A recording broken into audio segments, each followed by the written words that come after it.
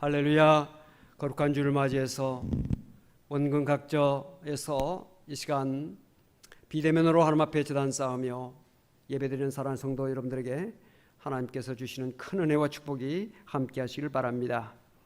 코로나19 확진자 수가 1,000명을 넘어가면서 정부는 급기야 수도권을 대상으로 사회적 거리 4단계를 실시하고 있습니다. 따라서 교회도 그동안 우리가 대면 예배도 겸해 드렸지만 지난 월요일부터 비대면 예배로 전격 전환되어서 수요밤, 금요 심야 또 주일 예배 이렇게 비대면으로 예배를 드리게 되었습니다. 길어지고 있는 이 코로나 상황 때문에 우리의 몸과 마음이 많이 지쳐 있고 힘들어하고 있습니다. 경제적으로도 힘들고 또 정신적으로도 힘들고 또 우리가 신앙생활 하면서도 하나님 앞에 나와서 예배드리지 못하고 우리가 정말 2년 가까이 이렇게 마음껏 하나님 앞에 예배드리지 못하는 이런 어려움 가운데 있습니다. 이렇게 힘들고 어려운 상황 속에 있는 우리들에게 오늘 성경은 길이 참으라 라는 말씀을 하고 계십니다. 오늘 본문을 기록한 야고보 사도는 예수님의 동생으로서 베드로와 함께 초대교회를 이끌던 실질적 지도자였습니다. 그는 이 편지를 디아스포라, 즉 박해를 피하여 흩어진 고난 중에 있는 성도들에게 보냈습니다. 집을 떠나면 고생이라는 말이 있듯이 그들은 박해를 피하여 집과 고향을 떠나 타향을 떠돌면서 또는 숨어서 지내면서 힘겹게 살아가고 있었습니다. 그들은 밖으로는 황제를 신으로 추앙하는 로마인들에게 탄압을 받았고 안으로는 기독교를 이단으로 규정하는 유대인들에게 박해를 받았습니다. 이들은 정말 당시의 현실 속에서 매우 힘들고 어려운 삶을 살고 있었습니다. 이들에게 야고보 사도는 이 편지를 통해서 믿음과 소망을 격려해주고 현실을 이기며 극복하며 살 수 있도록 용기를 갖게 해 주었을 것입니다. 야고보 사도는 디아스포라 성도들이 겪고 있는 박해와 어려움을 그의 편지 1장에서 시험이라는 말로 규정하고 있습니다. 1장 2절에 있는 말씀을 우리 함께 읽겠습니다. 내 형제들아 너희가 여러 가지 시험을 당하거든 온전히 기쁘게 여기라. 여기서 시험이라는 말이 나오고 있는데 이 시험이라고 하는 이 말은 헬라어로 페이라스모라고 말합니다. 이 페이라스모라고 하는 이 단어를 사용하고 있는데 이 페이라스모라고 하는 이 헬라어는 두 가지 의미를 가지고 있습니다. 하나는 유혹으로서의 시험, 다른 하나는 시련으로서의 시험, 두 가지 의미가 있습니다. 주님께서 가르쳐 주신 주기도문에 우리를 시험에 들지 말게 하옵소서라고 하는 내용이 있는데 거기서 말하고 있는 이 시험은 유혹을 말합니다. 유혹에 빠지지 않게 하여 주시옵소서. 이제 그런 의미가 거기에 강하게 내포되어 있습니다. 하나님께서는 자녀들을 연단하기 위해서 허락하시는 시련, 이거 역시 이제 시험이지요. 야고보 사도가 디아스포라 성도들에게 말하고 있는 이 시험은 바로 시련으로서의 시험을 의미합니다. 그들이 겪고 있는 어려움이 시련으로서의 시험이고 이 시험 받는 것을 오히려 기뻐하라라고 말씀하고 있습니다. 왜냐하면 그 다음 절에서 그 이유를 설명해 주고 있습니다. 3절 4절 말씀을 우리 함께 읽겠습니다. 이는 너희 믿음의 시련이 인내를 만들어내는 줄 너희가 알미라. 인내를 온전히 이루라. 이는 너희로 온전하고 구비하여 조금도 부족함이 없게 하려 함이라. 시련으로서의 시험 받는 것을 기뻐해야 하는 이유는 믿음의 시련이 인내를 만들어낸다는 것입니다. 인내가 뭡니까? 참는 것, 견디는 것. 이 참고 견디는 것을 만들어내는데 이 참고 견디는 것, 이것이 그 인내를 온전히 이룰 때, 잘 참을 때 온전하고 구비하여 조금도 부족함이 없는 좋은 결과가 오게 된다라고 야고보 사도는 말씀하고 있는 것입니다. 한마디로 말하면 힘들고 어렵지만 이 어려움을 잘 이겨내면 반드시 아름다운 풍성한 열매들을 맺게 된다라고 말씀을 하고 있는 것입니다.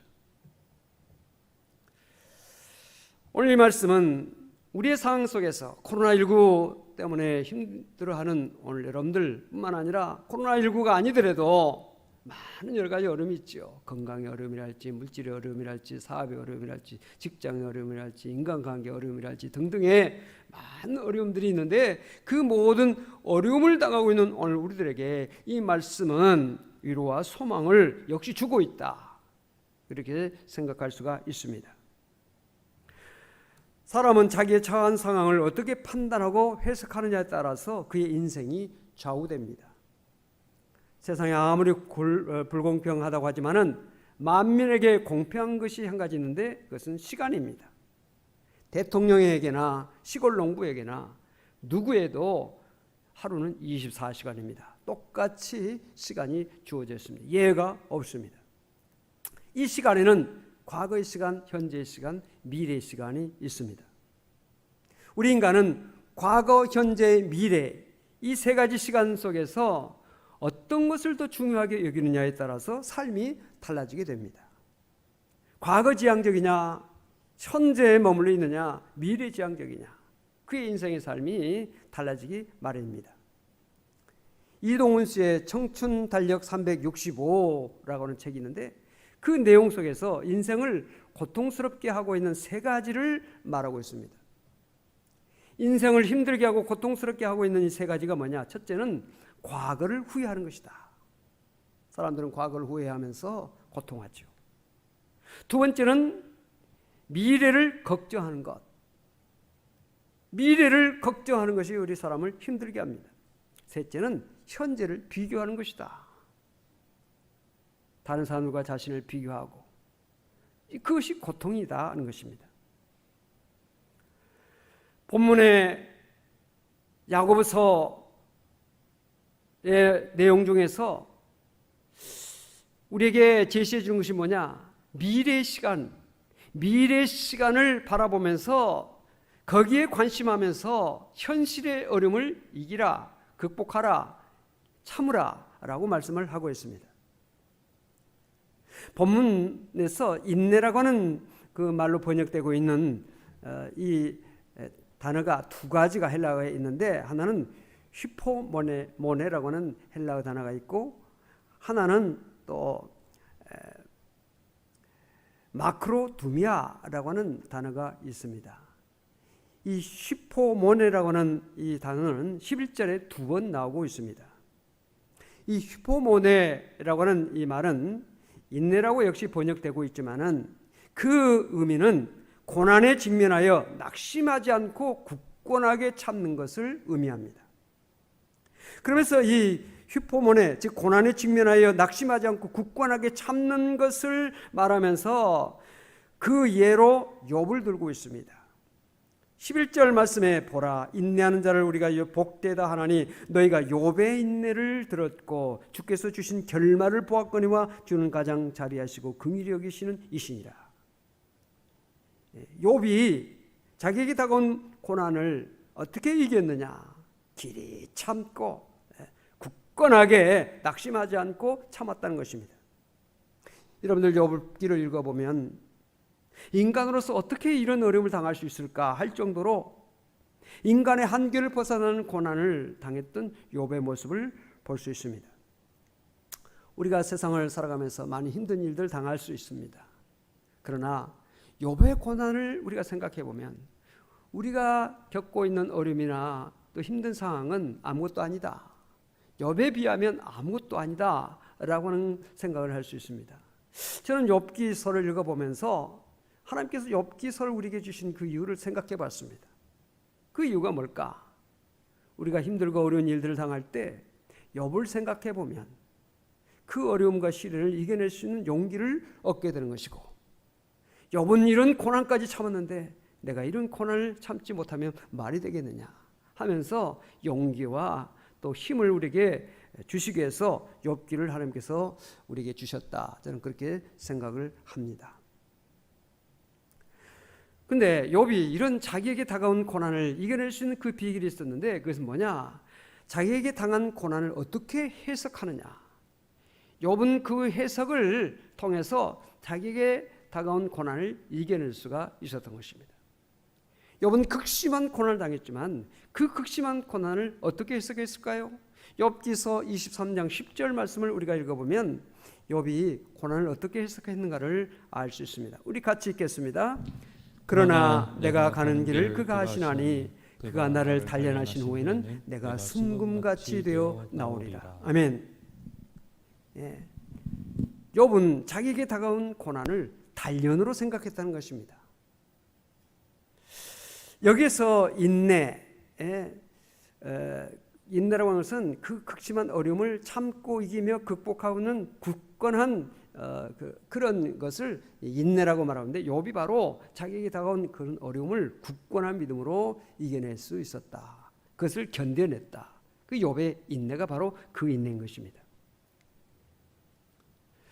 또 하나 인내를 말하고 있는 헬라어 단어는 마크로두미아라고 하는 이 헬라어인데, 이 단어는 본문 7절에서 2번, 8절에서 1번 쓰이고 있습니다. 이 단어는 갈라디아서 5장에서 말씀하고 있는 성령의 9가지 열매 가운데 오래 참음이 있는데, 거기서 이 똑같은 이 단어를 사용하고 있습니다.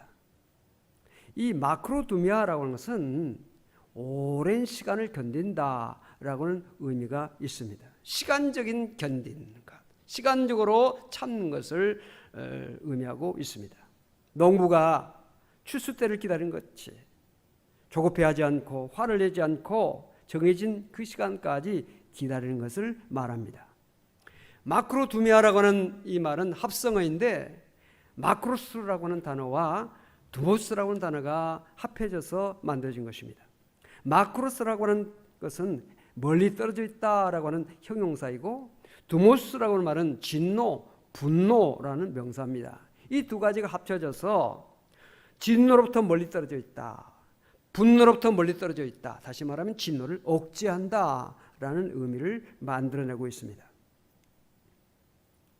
이 단어는 시편 103편 8절에서 여호와는 긍휼이 많으시고 은혜로우시며 노하기를 더디하시고 인자하심이 풍부하시도다 라는 말씀 속에서 노하기를 더디하시는 하나님을 표현하는 단어로 사용되고 있습니다. 하나님은 우리 인간의 죄악에 대해서 진노하시지만은 그 진노를 즉각 나타내지 아니하시고 오래 참으시면서 기다리신다는 것입니다. 하나님의 길이 참으시는 그 은혜 때문에 오늘 우리가 이렇게 생명을 가지고 살고 있는 것입니다. 하나님께서 우리를 죄대로 심판하셨다면 오늘 살아남아 있을 수 있는 사람이 도대체 누가 있겠습니까? 오늘 우리는 하나님 앞에 대면 예배를 오직 드리지 못하고, 비록 비대면으로 하나님 앞에 예배 드릴지라도 우리를 향해서 오래 참으시는 하나님의 은혜와 사랑을 감사하며 찬양하며 영광을 돌려야 될 줄로 믿습니다. 예수님은 오래 참는 하나님의 사랑에 대한 말씀을 하면서 가라지 비유를 우리에게 말씀하셨습니다. 이 가라지 비유는 마태복음 13장에 나오고 있는데, 마태복음 13장의 초반부에는 씨 뿌리는 자의 비유가 있습니다. 그 씨 뿌리는 자의 비유 다음에 이 비유가 위치하고 있습니다.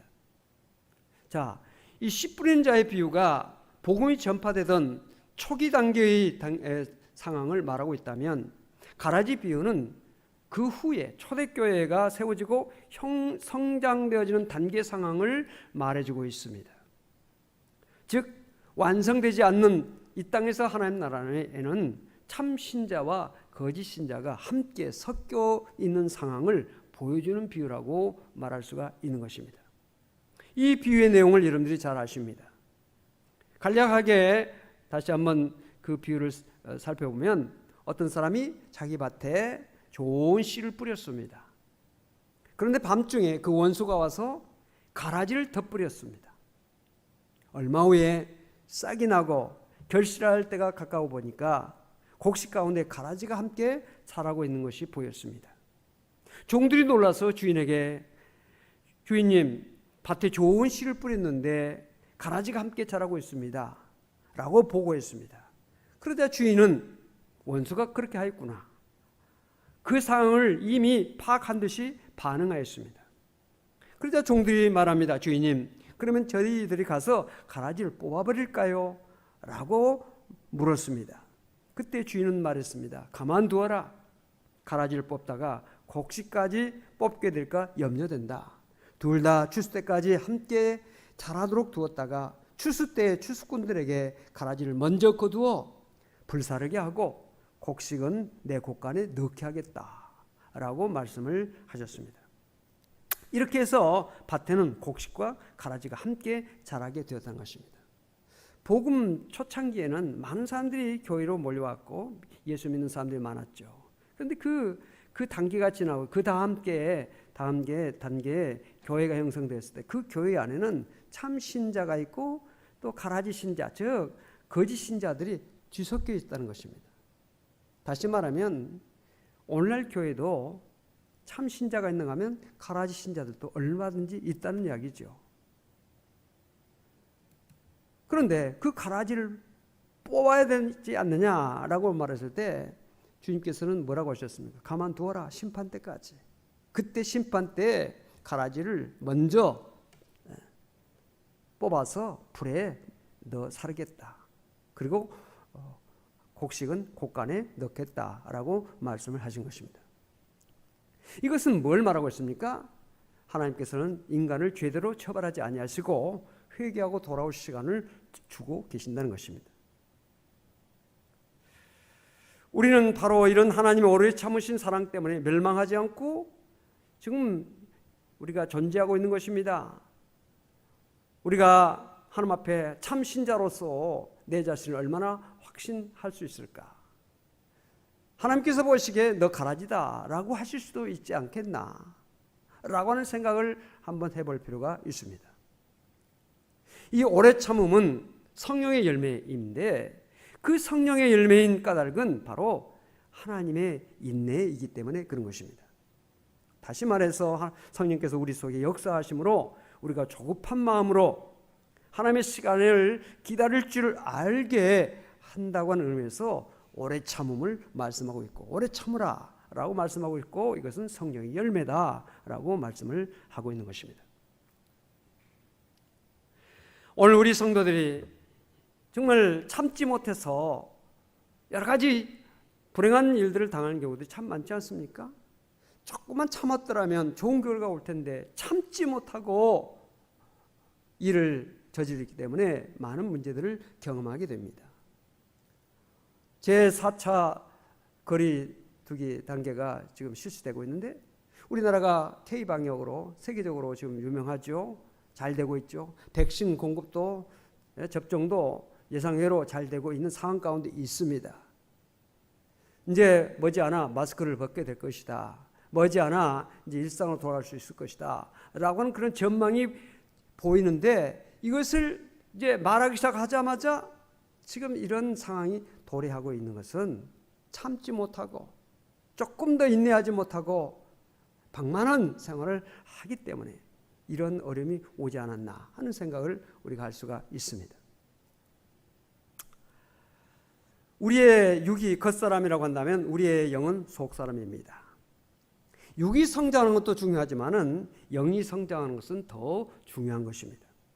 베드로서 3장 18절에 보면 이런 말씀이 있습니다. 오직 우리 주 곧 구주 예수 그리스도의 은혜와 그를 아는 지식에서 자라가라. 영광 이제와 영원한 날까지 그에게 있을지어다 라고 말씀하고 있습니다.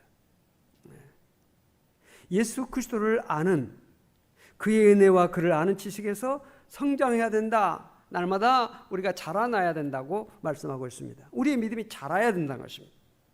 여러분, 우리가 나무를 생각해 보면 나무는 봄과 여름에 무성하게 잘 자랍니다. 그런데 낙엽지는 가을, 또 추운 겨울에도 나무는 자랍니다. 물론 봄, 여름처럼 무성하게 자라지는 못하지만 가을이나 추운 겨울에는 모질고 단단하게 자라는 것입니다. 성도의 굳센 믿음은 언제 잘하느냐?